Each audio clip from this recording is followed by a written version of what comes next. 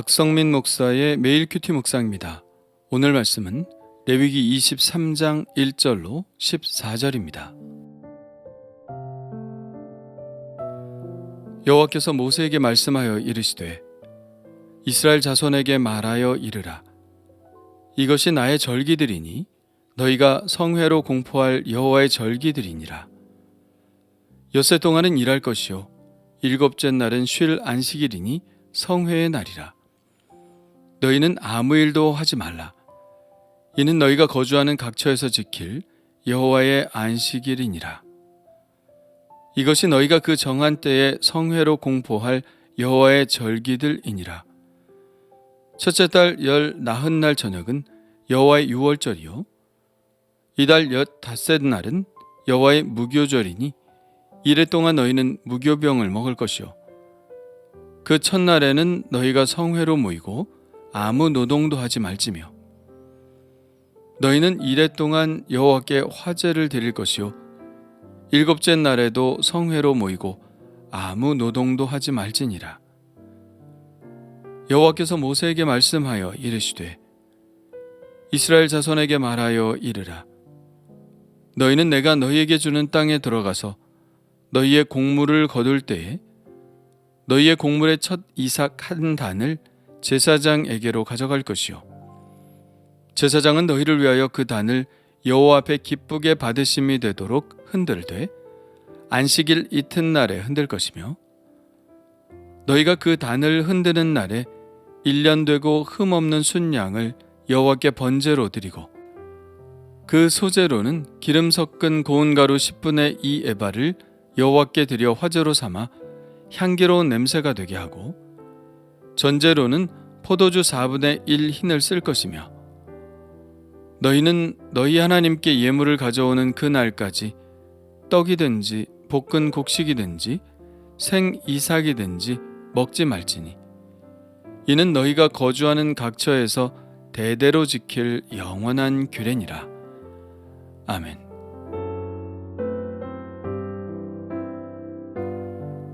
(23장부터 25장까지는) 절기와 특별한 때에 대한 규정들을 싣고 있습니다.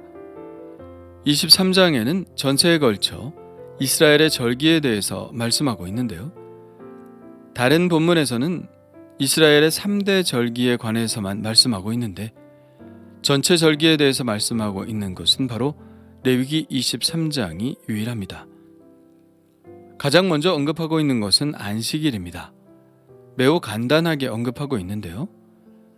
엿새 동안은 일할 것이요 일곱째 날은 쉴 안식일이니 성회의 날이라. 너희는 아무 일도 하지 말라. 이는 너희가 거주하는 각처에서 지킬 여호와의 안식일이니라.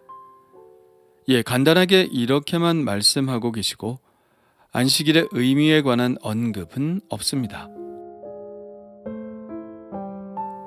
출애굽기 20장의 10계명에서는 하나님께서 엿새 동안의 창조의 일을 하시고 일곱째 날에 쉬셨고 그 일곱째 날을 복되게 하여 거룩하게 하셨기 때문에 아무 일도 하지 말아야 한다고 말씀하고 있습니다. 그런가 하면 신명기 5장의 10계명에서는 애굽에서 종된 이스라엘을 인도하여 낸 것에 초점을 맞추어 안식일을 지키라고 하고 있습니다. 이 두 가지 안식일의 의미를 종합하자면 안식일은 창조 기념일인 동시에 구원 기념일인 것이죠. 이 두 가지 안식일의 개념은 신약의 주일로 고스란히 이어지고 있는데요. 주일은 예수님이 부활하신 날이므로 예수 그리스도의 부활로 말미암아 우리를 새로운 피조물 되게 하신 창조의 기념일이요 우리를 죄와 사망에서 구원하신 구원의 기념일로 지키는 것입니다. 두 번째는 유월절과 무교절인데요. 유월절은 첫째 달 19날 저녁부터인데 유대인들의 첫째 달은 아비월 또는 니산월이라고 합니다. 지금의 달력으로 하면 3월 중순에서 4월 중순이죠. 이것은 바벨론 달력에 의한 것이고요. 이렇게 성경에서의 첫째 달은 아비벌이지만 사실 이스라엘의 새해는 아닙니다. 이스라엘의 새해는 7월에 시작되는데 지금의 달력으로는 9월 중순에 해당되죠. 이것이 바로 이스라엘의 오랜 종교력입니다. 그래서 이스라엘은 새해가 3번이나 됩니다. 어쨌든 성경에서 첫째 달이라고 하면 바벨론력으로서의 새해, 지금 달력으로 3월 중순을 말하는 것입니다. 첫째 달 19날 저녁은 6월절이고 그 다음 날인 15날은 무교절입니다. 무교절은 15일부터 7일 동안 이어지는데요. 이때는 효모가 들어가지 않은 무교병만 먹어야 하고 매일 화제를 드려야 하며 이 무교절의 첫째 날인 15일과 마지막 날인 21일은 성회로 모이고 안식일처럼 아무 노동도 하지 말아야 합니다. 6월절은 이스라엘 절기 중 가장 처음으로 제정된 절기이며 가장 많이 알려진 절기이죠. 하나님께서 이스라엘을 애굽으로부터 내보내실 때 바로가 말을 듣지 않자 마지막 재앙으로 장자를 죽이는 재앙을 내리시죠. 그러나 이스라엘의 집들에는 재앙이 피해가는데 그들은 하나님의 명령대로 어린 양을 잡아서 그 피를 문에 발라 하나님의 죽음의 사자가 그 집을 넘어가도록 한 데서 비롯되었습니다. 그래서 6월이라는 말이 넘을류, 넘을 월자를 써서 넘어가는 날이라고 한 것이죠. 영어로는 패스오버가 되는 것이고요. 그리고 이 6월절은 그 다음 날부터 지키는 무교절과 하나로 이어지는데요. 무교절도 이 애굽에서의 마지막 날과 관련이 있습니다. 이날 이스라엘 백성들은 무교병을 만들어서 먹었고 이 무교병을 가지고 애굽을 탈출했습니다. 아무래도 효모가 들어간 빵은 상하기가 쉽기 때문에 광야에서 바쁜 탈출을 해야 하는 이스라엘 사람들에게는 먹기는 나빠도 쉽게 상하지 않는 무교병이 피난길의 제격이었죠. 그래서 조상들의 그 고난의 날을 생각하며 이들은 무교절에 무교병을 먹었습니다. 이 6월절은 우리 그리스도인들과도 매우 강한 연대를 가지고 있는데요. 6월절의 모형이 바로 예수 그리스도에게서 실현되었기 때문입니다. 6월절에 어린 양이 피를 흘려 그 피로 죽음의 사자가 넘어갔던 것처럼 예수님이 6월절 어린 양이 되셔서 피를 흘려주심으로 우리가 우리의 죄에 대한 죽음의 형벌로부터 구원함을 얻었기 때문입니다. 그러니까 출애굽의 6월절 사건은 앞으로 있을 온 인류의 구원 사건을 예비한 것이라고 할 수 있죠. 9절부터는 첫 이삭을 바치는 절기를 설명하고 있는데요. 우리가 흔히 초실절이라고 부르는 명절이죠. 이 초실절은 무교절 둘째 날입니다. 쉽게 말해 6월절이 목요일이라면 무교절은 금요일 저녁이며 안식일이고 안식 후 첫날, 즉 일요일이 바로 초실절이 되는 것이죠. 바로 주님께서 부활하신 날이 초실절인 것입니다. 이 날은 이스라엘 백성들이 보리거지를 한 첫 곡식단을 갖다 바치는 명절인데요. 그래서 초실절인 것이죠. 이 날이 되면 백성들은 곡물의 첫 이삭 한 단을 제사장에게 가져가고 제사장은 그 단을 흔들어 요제로 삼습니다. 안식일 이튿날에 흔들도록 되어 있죠.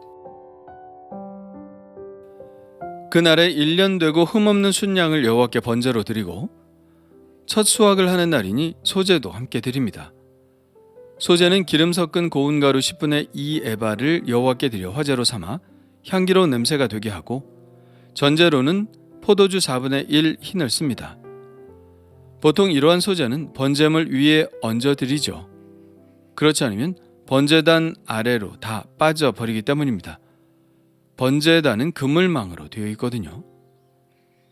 이렇게 첫 이삭을 바치는 날까지 이스라엘 백성들은 떡이든 볶은 곡식이든 생 이삭이든 먹지 말아야 합니다. 하나님께 먼저 제사를 드리고 나서 먹어야 하는 것이죠. 초실절은 물론 첫 보리 수확을 하나님께 드리는 절기이지만 우리 그리스도인들에게는 가장 중요한 절기와 맞닿아 있습니다. 바로 부활절이죠. 부활절과 초실절의 연결은 이 구절에서 찾아볼 수 있습니다. 그러나 이제 그리스도께서 죽은 자 가운데서 다시 살아나사 잠자는 자들의 첫 열매가 되셨도다. 사망이 한 사람으로 말미암았으니 죽은 자의 부활도 한 사람으로 말미암는도다. 아담 안에서 모든 사람이 죽은 것 같이 그리스도 안에서 모든 사람이 삶을 얻으리라. 그러나 각각 자기 차례대로 되리니 먼저는 첫 열매인 그리스도요, 다음에는 그가 강림하실 때에 그리스도에게 속한 자요. 예수님의 부활 사건은 바로 초실절에 일어났죠. 초실절이 의미하는 것은 무엇일까요? 이제 첫 열매를 수확한 것이고 계속해서 수확이 일어날 것이라는 말이죠. 이와 같이 예수님의 부활도 성도들의 부활로 계속 이어질 것이라는 말씀입니다. 예수님이 부활의 첫 열매가 되셨을 뿐 그 부활은 이제 그를 믿고 십자가의 은혜를 받은 모든 자들에게 일어날 사건이라는 것을 의미하는 것이죠. 유월절과 초실절은 결국 예수님의 십자가와 부활을 예표하는 사건이었다는 것을 알 수 있습니다. 구약시대의 사람들은 자신들이 하는 일이 결국 하나님의 이 큰 구원 사건을 예표하는 것이었음을 알았을까요? 아마 몰랐을 것입니다. 그런 의미에서 우리는 얼마나 행복한 사람들인가요? 이 모든 일이 실현되고 있음을 보고 또 우리가 그 말씀의 주인공이라는 사실 또한 얼마나 놀라운 일인가요? 십자가와 부활은 주님만 겪으신 일이 아닙니다. 바로 우리 안에도 일어난 일이죠. 사도 바울은 로마서에서 그 일이 우리에게도 일어난 일임을 이렇게 말씀하고 있습니다. 무릇 그리스도 예수와 합하여 세례를 받은 우리는 그의 죽으심과 합하여 세례를 받은 줄을 알지 못하느냐.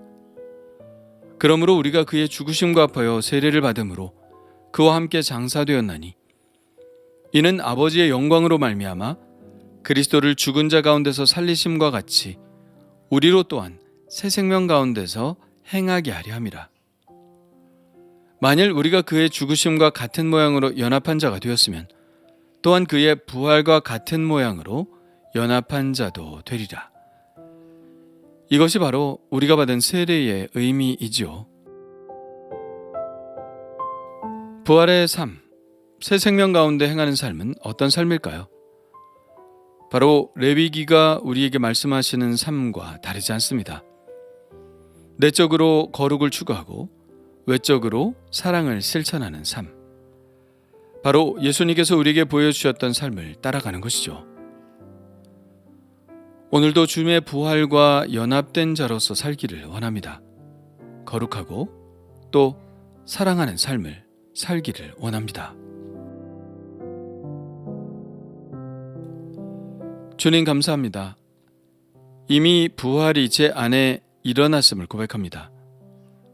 옛 생활로 회귀하려는 관성을 벗어버리고 오직 주님을 추구하는 길로 가기를 원하는 이 마음에 힘을 더하여 주옵소서.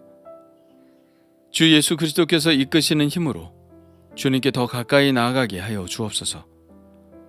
주님의 부활과 연합한 자로서 주님과 교제하며 거룩하고 사랑하는 삶을 살게 하여 주옵소서.